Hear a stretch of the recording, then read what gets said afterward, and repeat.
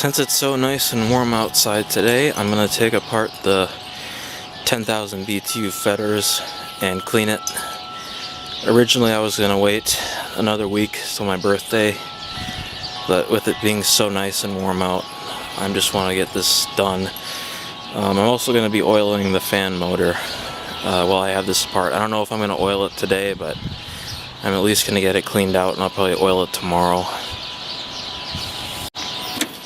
So, filter, it's a little dusty, it's not like terrible or anything, but it's still gonna get cleaned.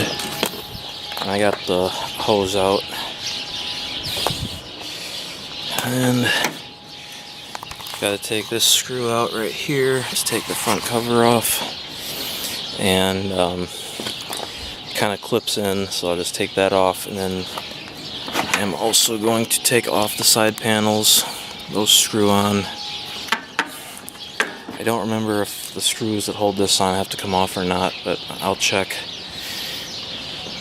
A couple screws on the top, screws on the side,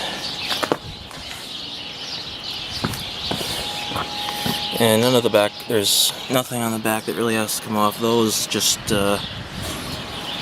come out if you want to remove the grate, but I'm not going to take that off. That's just going to stay part of the rest of the case.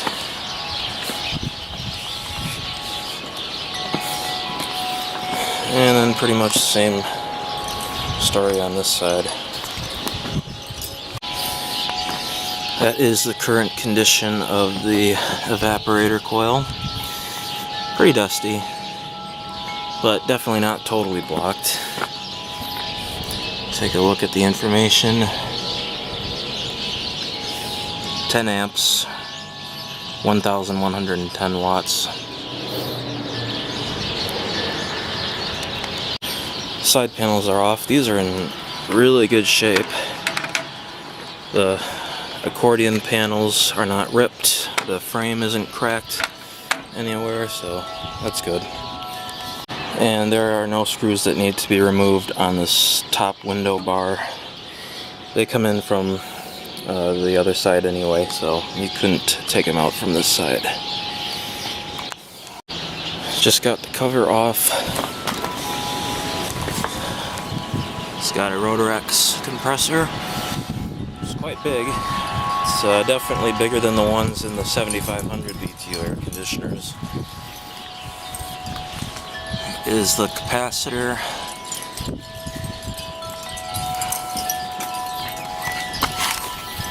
And the LG fan motor. These LG motors originally had tape that would go around the stators, but a lot of times it just deteriorates and falls off, so I'm not going to bother putting that back on. That Hampton Bay 5100 BTU that I have has the tape still around the stator and it's in good condition, but this one it deteriorated just like it did on that 8,000 BTU fetters that I have. So yeah, this is going to get oiled. I mean, it spins pretty freely as it is, but I'm going to oil it anyway. And the condenser is very, very dusty. Let me see if I can get this flap to come up. So there's basically little clips right here that you have to push out of the way to get this to flip up on both sides. Got that one and that one. And yep. Nice sheet of dust on there. And I really like the fact that these have this flip up thing, because it allows you to get in there and spray downward on the coil, and of course dump all the stuff that's in the bottom out, because otherwise it'd be pretty hard to get that crap out of that's in there. And the rest of it, there's a little bit of junk in the bottom, but it's not, that part at least isn't horrible. Well, it's pretty dirty, I guess. So let me get this on the grass. Condenser coil has some bent fins on it, but for the most part it's alright. Got it over to the grass. I'm gonna get the tripod in a minute here, but there is a little bit of green grass starting to come up, so that's a good sign. Get a better look at it right there. Spring is definitely here.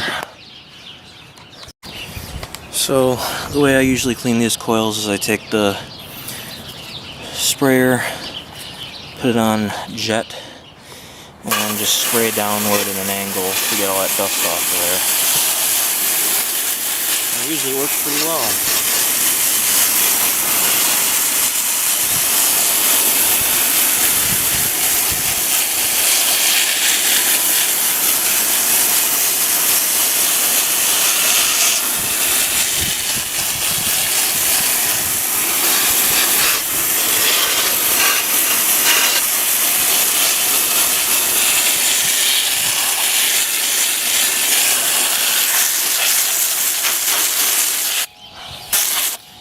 Make sure you clear out those channels for the condensation to run out through.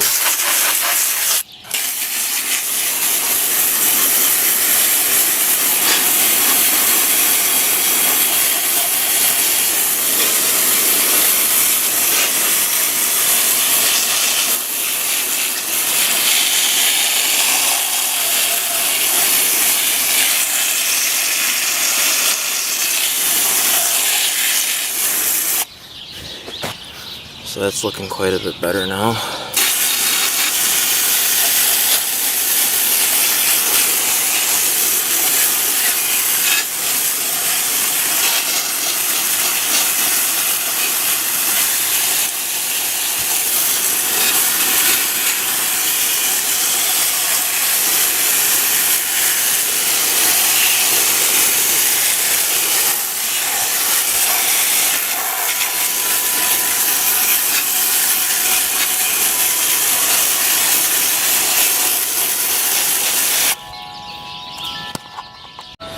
Alright, now I'm going to spray out the bottom and spray the condenser coil.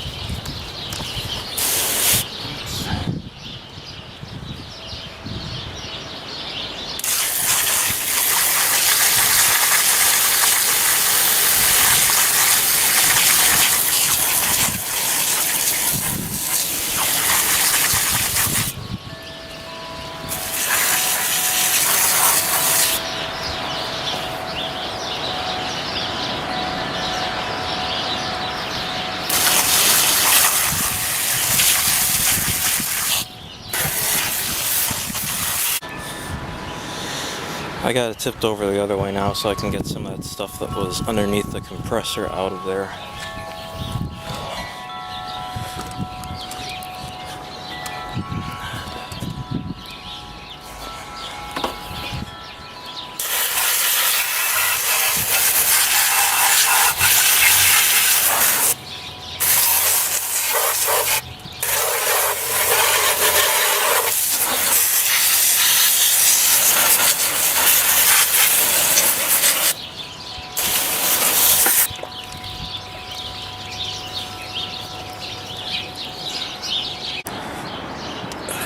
Bottom is pretty much cleaned out, so now I'm going to start cleaning the condenser.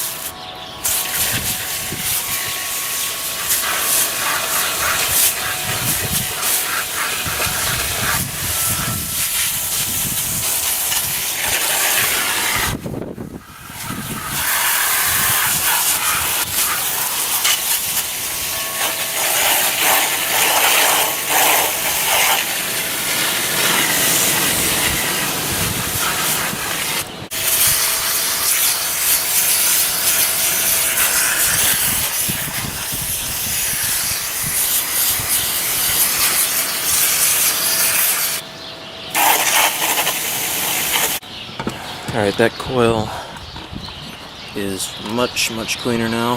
Might be hard to see on camera, but hardly any dust left on it. So I'm going to tip it up and dump all that stuff off, or out, that I sprayed off of there, because it's all on the bottom now. So I'm going to do that.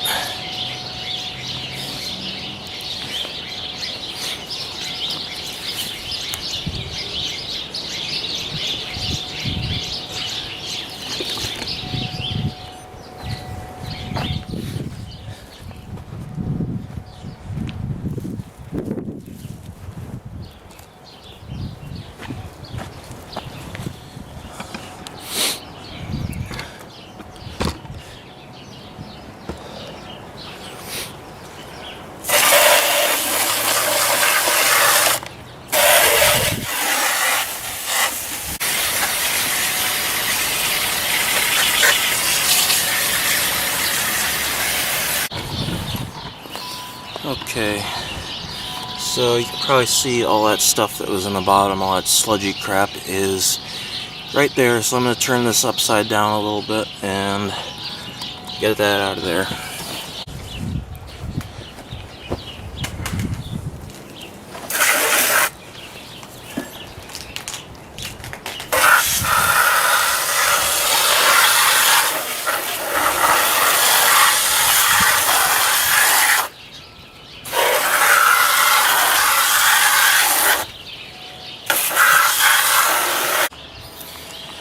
Okay, well, it's got some crap on it just from the grass, 'cause it's kind of muddy out here, but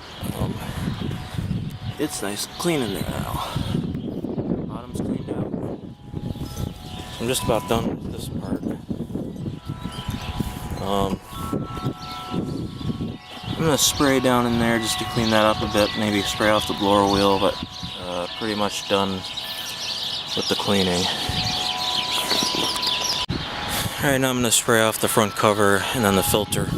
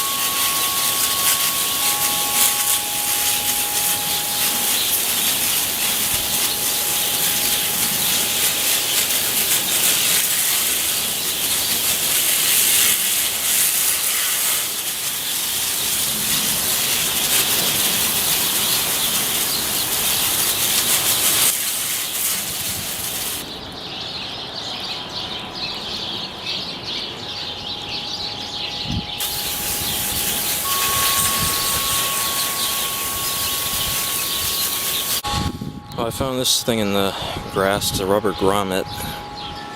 Not sure if it's from this air conditioner or a different one, but it doesn't seem like anything's missing on that, but I guess I'll have to look. So none of the rubber grommet mount things on the compressor are missing. I don't know where else that would have come from in this air conditioner, so who knows. Probably not from this one.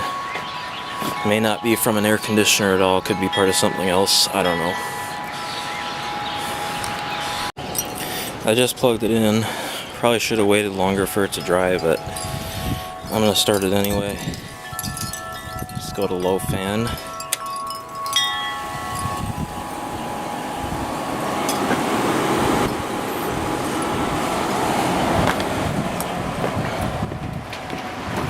Plenty of airflow now.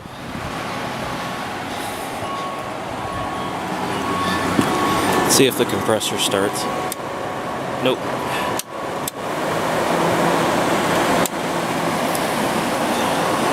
Probably too cold from the water.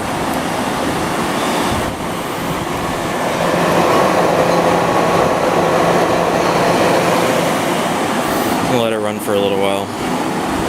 So we'll finish this project in the basement. I'm gonna take the motor apart and oil it. See how long it takes to come to a stop.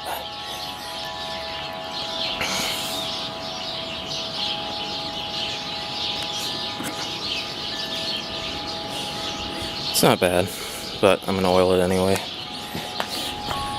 Take a look at the motor. It's kind of hard to see the number on it, but yeah. You can see the 99 right there, so this is a 1999. I got the air conditioner down in the basement now. I'm gonna start preparing to oil the fan motor. I already took this nut off right here so that this plastic shroud can be lifted up. I'm surprised that came off because it was really rusted, so gotta take these two screws out so I can move the condenser coil as well. There's a couple screws holding the condenser coil to the shroud that need to come out, and then there's some screws over here, unless I'm able to, yeah, there might be enough room in here actually to just flip this up, and maybe I can just move the fan blade off the shaft without having to move the condenser coil. That'd be nice. It seems like there's a decent amount of room in here, so I'm probably going to do that. And this metal piece is going to have to come off. There's some screws holding it on up here. Another one right there. That one has to come off. That holds that's the top screw for the control panel plate. That's going to come out. And we should be able to get this plastic piece out and then take the blower wheel out. I was able to get the fan blade out without moving the condenser coil. This, you just pry that apart right there with a screwdriver, and then it slides off the shaft. This doesn't have a clamp on it or anything. So the motor doesn't have a blade on the outside anymore. Now I can take this shroud out of here. I did have to take the shroud off, but alright, let me get that out of there. I have to push the coil out of the way a little bit. Still not going to take the screws out for it, but it just needs to be pushed back a little bit. This washer right here is going to have to come off, and I need to start the motor up and use some sandpaper on the shaft so it comes out easily. You can see this thing is really spinning pretty freely, but well, I'm going to just oil it anyway. I got the evaporator moved out of the way a little bit. It was held on by a screw and a little bracket thing. It had two of these at the bottom, and one was on this side obviously, and then one on this side. So now we can get that clamp off of the indoor blower.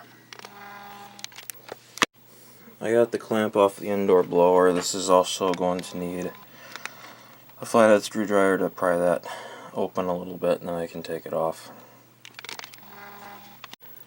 In order to get to the screws that hold the motor in place, I'm going to take this piece of styrofoam out.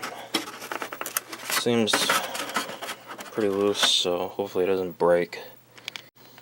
Okay, styrofoam is out. Now we can access these nuts that hold the motor in place. All of the bolts holding the motor together are out, so I'm going to split it now. I sanded both shafts and I put oil on them so it slides off as easily as possible. Motor's opened up.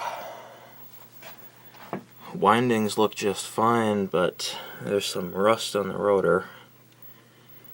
It's interesting, and you can see there's some on the stator as well. So, probably not that big of a deal, but I've never seen that before on one of these motors. It actually looks like there's a pretty good amount of oil in that wick. This one doesn't look quite as wet, but this is also the outside part of the motor. So, I'm gonna oil this up real good. Got the motor halves back together. I'm gonna tighten the nuts, and then I'm gonna align the shaft by tapping on it with a screwdriver handle. I had this styrofoam thing cleaned out a little better, and I wiped out the inside of this chamber with some alcohol wipes. So the shaft spin's extra free now. I didn't really get that spun up very fast. Let me try that again.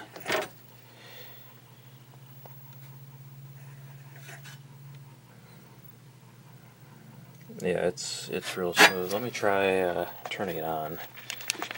Alright, let's turn it on real quick. And off.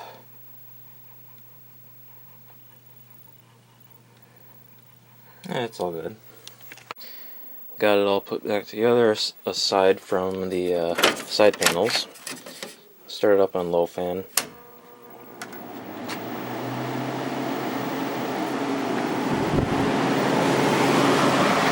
Great airflow through the condenser. Go to high. Fan blade is a little off balance. It kind of shakes. You can see my phone sort of moving. See if the compressor starts. No, it's not going to start right. Yeah, it just did. Something wrong with this thermostat. It just went past the coldest temperature that you could possibly put it at.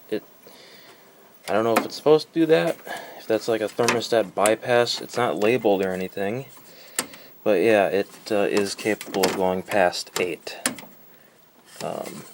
And I think that is going to completely bypass the thermostat. So let's start this up one more time.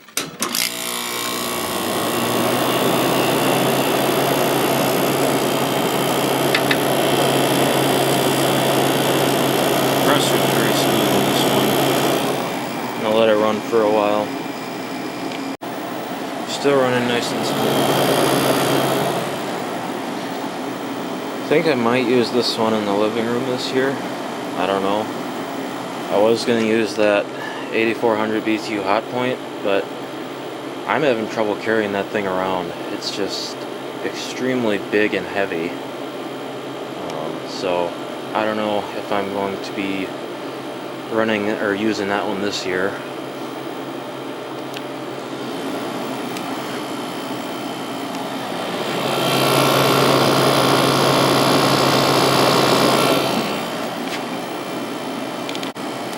This one is working perfectly. It's getting ice cold.